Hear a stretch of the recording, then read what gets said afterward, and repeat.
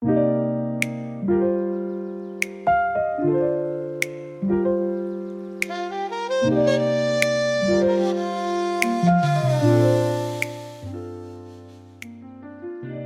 dan selumbar. Seusai kuliah sore itu, Tommy dan Martha berjalan menuju halaman tempat mobil Tommy diparkir. Tidak jauh dari tempat mereka, Titus sedang duduk di warung Indigomie di pinggir jalan tempat mereka hendak melintas.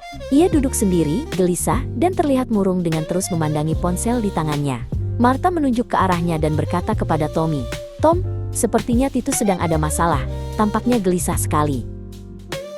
Tommy melihat ke arah yang ditunjuk Martha dan berkata, "Yuk, kita samperin, barangkali bisa kita bantu." Mereka menghampiri Titus. Martha menegur Titus, "Tos, kenapa?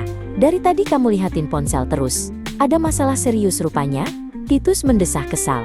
"Ini si Rio, dia nyebarin rumor aneh-aneh tentang aku di grup chat. Katanya aku nyontek pas ulangan kemarin. Padahal kan enggak." Tommy tersentak. "Waduh, seriusan? Rio jahat banget sih." Tommy dan Martha menarik kursi dan mempersilahkan Martha duduk di meja tempat Titus duduk. Lalu Tommy duduk berhadapan dengan Titus. Titus melanjutkan, "Iya, dia pikir dia siapa? Aku juga tahu aibnya dia. Biar ku sebarin di media sosial baru tahu rasa."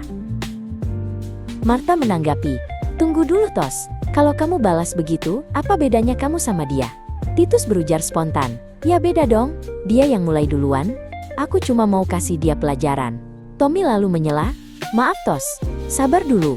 Lalu bertanya pada Martha, "Martha, bacaan Injil hari Jumat tanggal 12 September tahun 2025 apa ya?" Martha mengingatkan, "Iya Tom, Injil Lukas bab 6 ayat 39-42, tentang sebelum mengoreksi orang lain."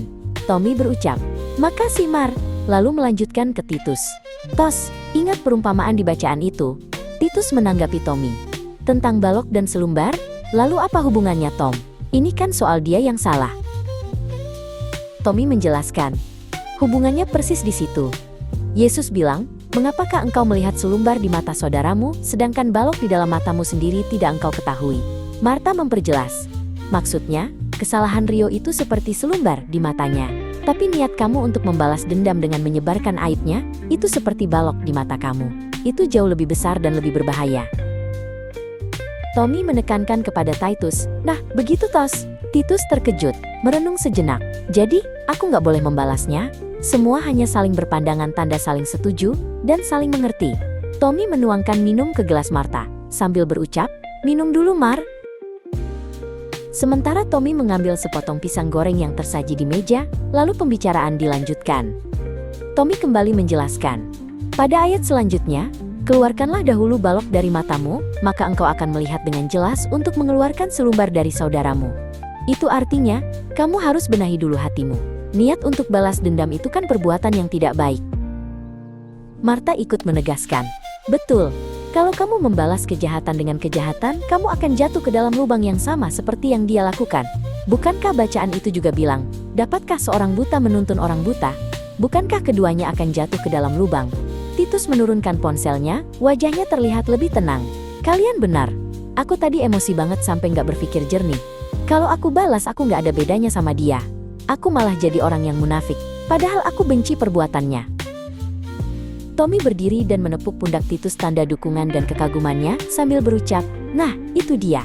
Dengan kamu menahan diri dan memilih jalan yang benar, kamu justru menunjukkan bahwa kamu lebih dewasa dan lebih bijak. Kamu bisa selesaikan masalah ini dengan cara yang lebih baik." Titus dan Martha ikut berdiri. Mata Titus berbinar seperti mendapat pencerahan yang dinanti-nanti. "Baiklah, aku tidak akan membalasnya. Aku akan coba bicara baik-baik dengan dia, mungkin ada salah pengertian selama ini. Kamu bisa lihat. Terima kasih pasangan ideal Bro Tommy dan Sis Martha. Aku jadi berpikiran jernih." Mereka bertiga tertawa bersama dan kembali kepada keceriaan pikiran positif. Lalu Martha menjawab, "Sama-sama Tos. Kita di sini untuk saling mengingatkan."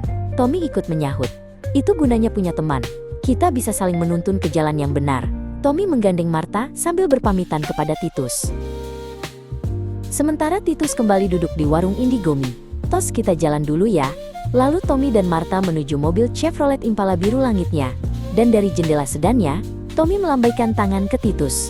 "Sampai hari Minggu Tos. Kita ketemu di gereja.